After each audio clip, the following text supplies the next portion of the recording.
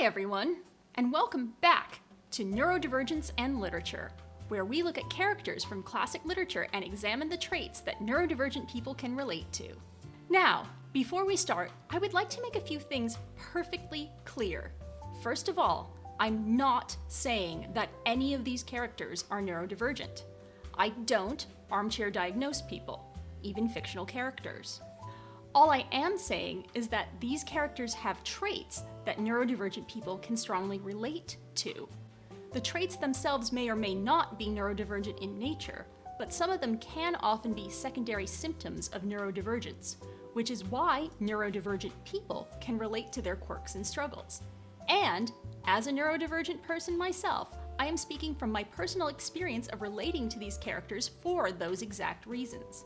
It doesn't mean neurotypical people can't relate to these character traits as well, and it doesn't mean that I'm claiming that these characters are absolutely 100% neurodivergent just because I relate to them as an autistic and ADHD person. When talking about autism, I also really need to make a big point about autism being a broad spectrum of traits, and that everyone on the autism spectrum is validly autistic, and it's not a matter of more autistic or less autistic or high functioning or low functioning. Those labels are extremely problematic because they place a judgment value on human life based on a person's ability level, and it usually particularly hinges on the ability to speak or intellectual disabilities, both of which are super ableist. In addition, these functioning labels also divide the autistic community in harmful ways. On one side, autistic people who are verbal and fairly independent can have a hard time getting their support needs met or having their autism acknowledged because they don't look visibly disabled, even though they still struggle to get by in a neurotypical world. Parents and caretakers of autistic people who are nonverbal can be dismissive of autism diagnoses in people who don't seem visibly disabled and tell us, "We're taking the spotlight away from people who are really autistic." On the other hand, some autistic people who are verbal and seem independent can have ableist attitudes towards autistic people who aren't, and talk about how they're not like those kind of autistic people. Yikes. Autism can also look very different depending on the person's age, gender, race, economic situation. A much better alternative to using functioning or ability labels is actually describing what each individual autistic person struggles with and what kind of support they need. I think it's important to talk about the characters that neurodivergent people identify with because there are so few explicitly neurodivergent characters in the media, and the examples we do get are often harmful and dehumanizing stereotypes, especially for autistic people. So, if neurodivergent people want to think of these characters as neurodivergent in their headcanon, I think that's totally valid. In fact, I personally have a large headcanon of characters I think might be neurodivergent, but A, I acknowledge that it's only my personal opinion, and B, I acknowledge that those characters were not explicitly written to be neurodivergent. Anyway, that's my very long disclaimer. Now, let's get on to our actual subject for today. So, in my last episode, I talked about the reasons that autistic people relate to Mr. Darcy from Pride and Prejudice. I received a lot of positive feedback, both from autistic people who relate strongly to Darcy, and also from neurotypical people who saw similarities between Darcy and their autistic family and friends. I even had some ADHD people saying they related to Darcy, which brings up the interesting point in my mind about how the stereotype for autistic people is introverted and the stereotype for ADHD people is extroverted, despite the fact that both conditions can be found in all personality types. But as I said, neurodivergence is a broad spectrum, so not every neurodivergent person will relate to a character like Mr. Darcy.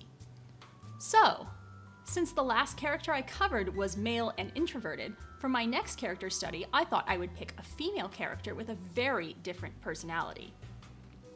I think it's especially important to talk about the characters that neurodivergent women and non-binary people relate to, because autism in women and non-binary people is particularly underrepresented, underdiagnosed, and misunderstood.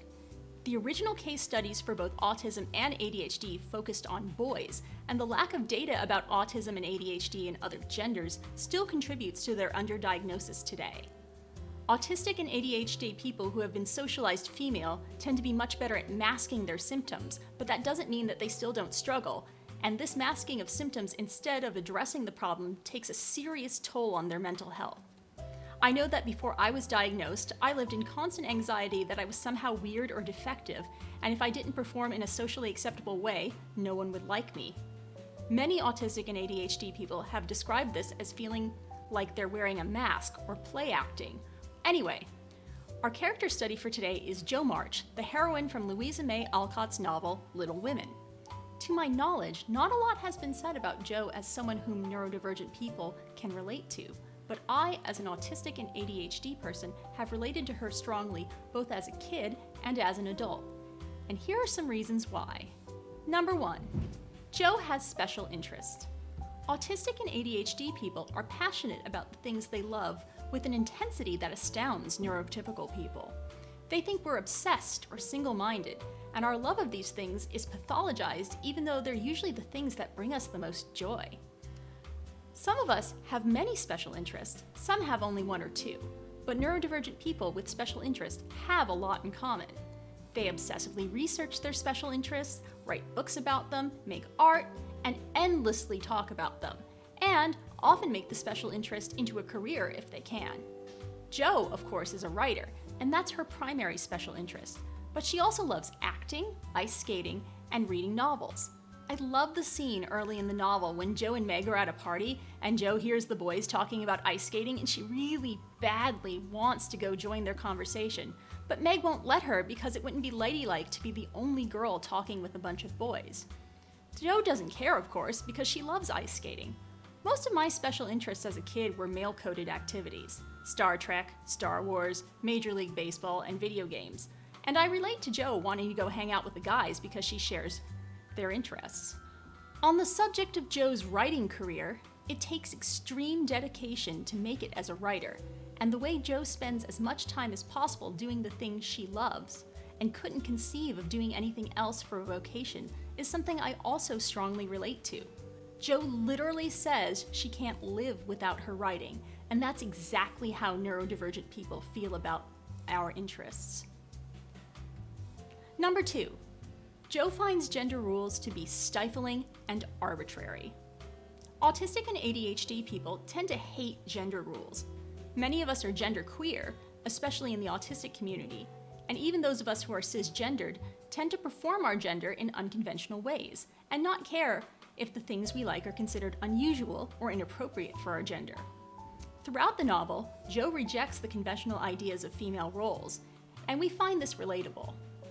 In the very first chapter, when Meg tells Jo she should behave more like a young lady, Jo says, "I hate to think that I have to grow up and be Miss March and wear long gowns and be prim as a China Aster. It's bad enough when I like boys' games and work and manners. I can't get over my disappointment at not being a boy." Jo likes what she likes and doesn't care if those things are gender-coded as masculine or feminine. She also doesn't see gender as a boundary for friendship, and apart from her family, she tends to get along better with men than she does with women, hence her strong affinity to Laurie and Professor Bear, and her complete lack of female friends. Number 3, Jo loves routine and hates change. Autistic people love routine, and we often have elaborate rituals in our personal habits. We also tend to be extremely resistant to change. Jo is a creature of habit, so of course we relate to her. She has a highly ritualistic routine for her daily writing, as well as for the Pickwick Club and the family theatricals. She loves the feeling of having the people she loves close by, and she doesn't like the idea of anyone leaving, which is why she's so resistant to her sisters getting married. When Meg gets engaged to John Brooke, Jo takes it badly. She says, "You don't know how hard it is for me to give up Meg. It will never be the same. I've lost my dearest friend." Jo also doesn't want the nature of her childhood friendship with Laurie to change. As an adult, Laurie reveals to Jo that he's always had romantic feelings for her, But Jo has only ever seen Laurie as her childhood best friend, and she doesn't want that relationship to change. Number 4. Jo doesn't really care about fitting in or about social rules. How do you learn the proper ways? I never can. I said in my last video that some neurodivergent people obsess over social rules because it gives us a guide for how to behave in social situations. Well, that's true of some autistic and ADHD people, but a lot of us can't bring ourselves to care about social rules, and/or we find them incomprehensible when we try. So we just give up. We have our special interests, and we have friends and family who accept us for our quirks, and we're just not interested in anything beyond that. Jo is similarly not interested in fitting in. When Jo turns down Laurie's marriage proposal, she points out that she would make a lousy society wife for a rich man like him. You'll get over this after a while and find some lovely, accomplished girl who will make a fine mistress for your fine house. I shouldn't. I'm homely and awkward and odd, and you'd be ashamed of me. And I shouldn't like elegant society. Number 5. Jo is extremely klutzy and inattentive. Yes, we all have those moments, but for people with autism and ADHD, it sometimes feels as if we live in that state. And that's because of the way our brains work. Autistic and ADHD brains are very good at shutting out sensory stimuli when we're overwhelmed, or if we need to concentrate, and this can make us inattentive of our surroundings. Autistic people also tend to have both fine and gross motor dyspraxia, making it hard for us to perform acts of coordination, although this tends to get better as we grow up. But we can still seem clumsy as an adult. Similarly, ADHD brains are great at tangential thinking and can easily get lost in a train of thought without realizing it and make mistakes due to only half paying attention. Either way, it results in us dropping things, tripping as we walk, and ruining our clothing. Jo is particularly bad with the clothing thing. She gets ink everywhere, she's constantly ripping, burning, and staining her clothes, much more often than any of her sisters. I really relate to that. Number 6. Jo is incredibly loyal and self-sacrificial. There's a stereotype that autistic people are cold and unfeeling, but that's the exact opposite of the truth for most of us. Likewise, ADHD people are stereotyped as self-absorbed and apathetic, which is also far from the truth. The same way we show our extreme passion for our favorite things, neurodivergent people are passionate about the people we love and are willing to sacrifice our personal comfort to help them. Many of us are hyper-empathetic, and that empathy often drives us to go to extreme lengths trying to fix other people's problems because we feel their pain on such a personal level. Jo has a lot of self-sacrificing moments in the novel that we can relate to. Not only does Jo cut her beautiful long hair, which Amy calls her only beauty, to raise money when her father is in the hospital, but she also moves to another state in order to save her friendship with Laurie. In addition, she also spends the royalties from one of her books to help with Beth's ill health, and drops everything to be with Beth when she's dying. Number 7. Jo values close relationships but isn't overly interested in marriage or sex. Autistic and ADHD people want to feel loved, and we value all forms of close relationships, but sexuality can be kind of a strange thing for us. If sexuality is a spectrum, then autistic and ADHD people tend to fall on the extreme ends of that spectrum. Both groups experience much higher rates of both hypersexuality and hyposexuality in terms of their libido than the general population. We also have higher rates of asexual and aromantic orientations. Some of us don't feel sexual or romantic attraction at all. Some of us feel one kind of attraction but not the other, and for some of us, we can only feel attraction once we've gotten to know a person. Jo doesn't seem to experience sexual attraction. She's not interested in the young men she meets, unlike Meg and Amy. She notices Laurie is handsome when she first meets him, but she simply notes it as an attribute without feeling any sort of attraction because of it. She also seems oblivious to Professor Bear having a crush on her, and Laurie's romantic feelings make her uncomfortable. She's not against marriage or falling in love, but she feels happy and fulfilled being alone.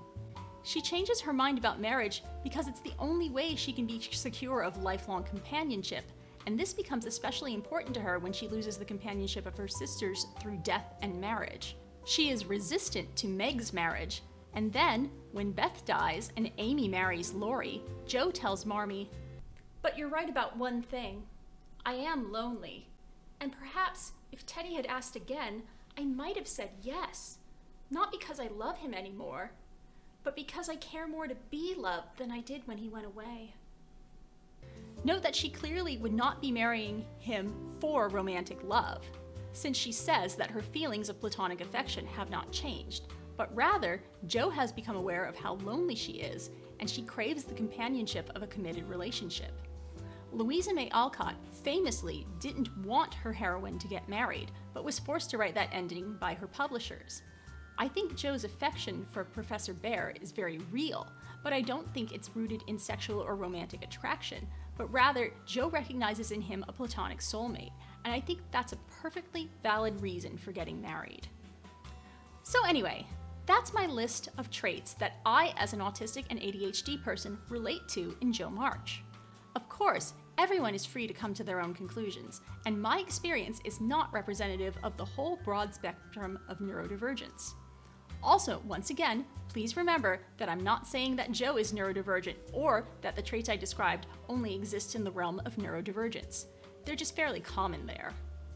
Let me know in the comments if you're neurodivergent and you relate to Jo, and let me know which characters you'd like me to cover in future episodes. Keep in mind that my specialty is 19th and early 20th century literature, but I am willing to do research on books from outside those eras if there's sufficient interest. For my next episode, I'm going to return to the Jane Austen canon and talk about why I, as an ADHD person, relate to Jane Austen's controversial heroine, Emma Woodhouse. See you next time.